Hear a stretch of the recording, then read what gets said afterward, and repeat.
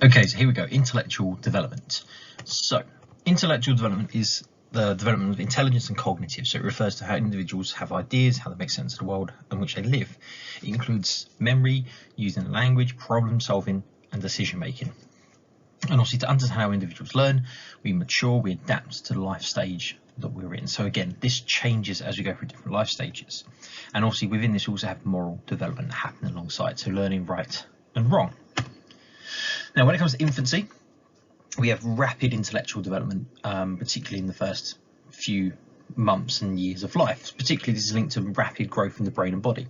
So babies' brains are about 30% their full size at birth. By the time they've hit the age of 2, their brain is about 80% full adult size. So, as I say, rapid, very rapid growth.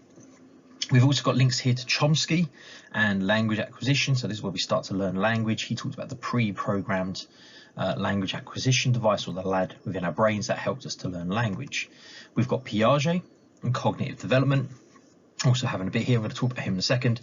And Piaget also highlights schemas. So again, these are two key arguments. Now, with Piaget, when he talks about cognitive development, he talks about how we develop our thinking and reasoning skills. So he talks about the sensory motor stage between 0 and 2 in infancy, where understanding the world is based on senses: touch, smell, taste. And at this point, this is where we start to develop object permanence, to understand that something doesn't disappear once it's out of sight.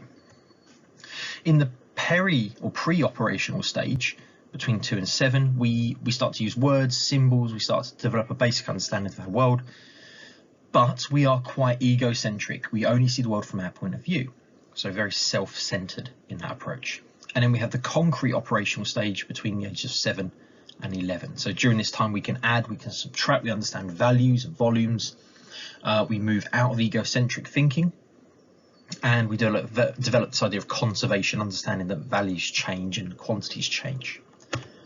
And last but not least, the formal operation. So between 11 and 18, this is where we start to build on our abstract thinking, our problem solving.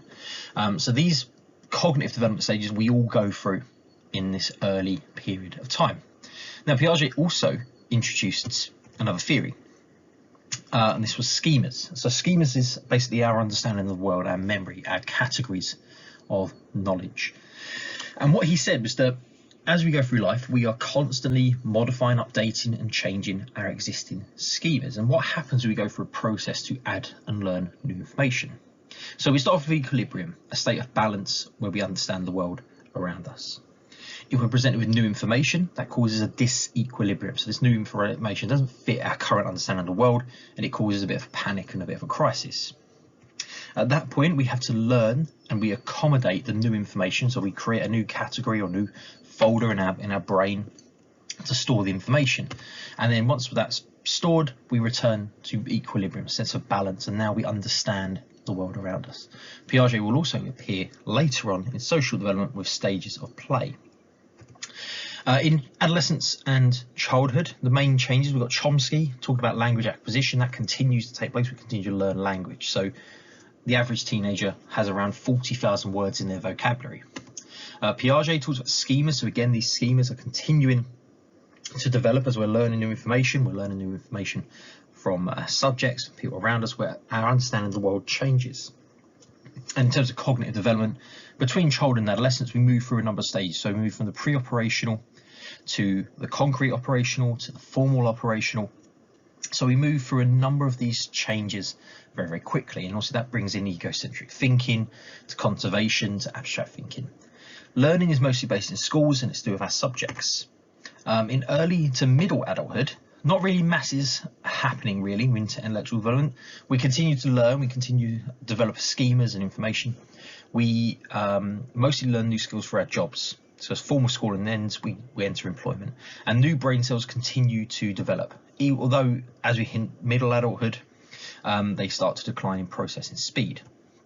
And lastly, adulthood, or later adulthood. So this stage is associated with mental decline. So whereas everything at this point has been growing and improving, developing, we start to see a decline here. And often at this point we're sort of moving a little bit slowly. Older people who do stimulate their minds, remain active and healthy, don't see this level of intellectual decline as obviously we can generally assume. However, at this point, we do have issues like physical health decline. We have issues like Alzheimer's, dementia. These all develop, which have an impact on intellectual and mental facilities. Okay, there we go. So that's intellectual development summed up.